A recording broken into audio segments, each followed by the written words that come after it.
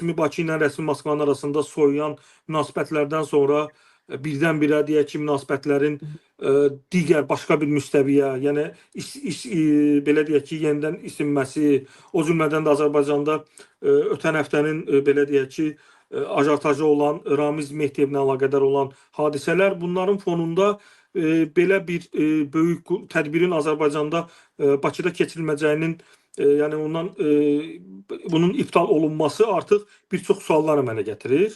Düşünürəm ki, biz rəsmi Bakının və yaxud da ki, Türkiyə mətbuatını izləyəcəyik ki, görək türklərin buna mövqeyi nədir.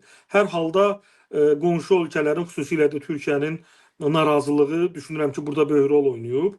Amma indi rəsmi Bakının cürəti çatıbmı ki, desin ki, yox bizdə keçirməyin və əgər keçirməyinsə bunu nə ilə əsaslandırıb?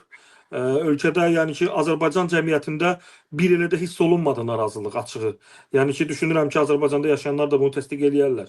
Yəni, heç bir mətbuatda, heç bir, belə deyək ki, bloqerlərin səhifəsində və yaxud da ki, jurnalistlərin çap etdiyi məqalələrdə biz görmədik ki, desinlər ki, Bakının əhalisi və yaxud da Azərbaycan əhalisi, Azərbaycan müsəlman cəmiyyəti və yaxud da ki, digər, deyək ki, konfessiyanın əhalisi bundan narazıdırlar və yaxud da ki, bunu alqışlayırlar. Sadəcə elə bir ki, neytral bir şeydir. Sanki əhalinin ondan xəbəri yox imiş.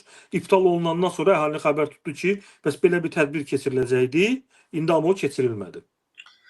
Emil bəy, təşəkkür edirəm. Amma məsələ burasındadır ki, Azərbaycanda cəmiyyətin bu dəqiqə nəyəsə narazılıq eləməyə halı qalmayıb. Yəni, hal qalmayıb, nəsə, məsələn, bilirsiniz ki, Azərbaycanda bir balaca narazılıq edən adamların başına nə oyunlar açırlar. Nə oyunlar açırlar və mən inanmıram ki, hakimiyyətin razılığı olmadan kimsə buna itiraz eləyirdi. Çünki elə bir cəmiyyət qalmayıb, elə bir siyasi partiya qalmayıb, elə bir dini icma qalmayıb, elə bir, bütün hər şey hakimiyyətin nəzarəti altındadır, bilirsiniz. Üzr istəyirəm, siz siyasi partiya dediniz? Bəli.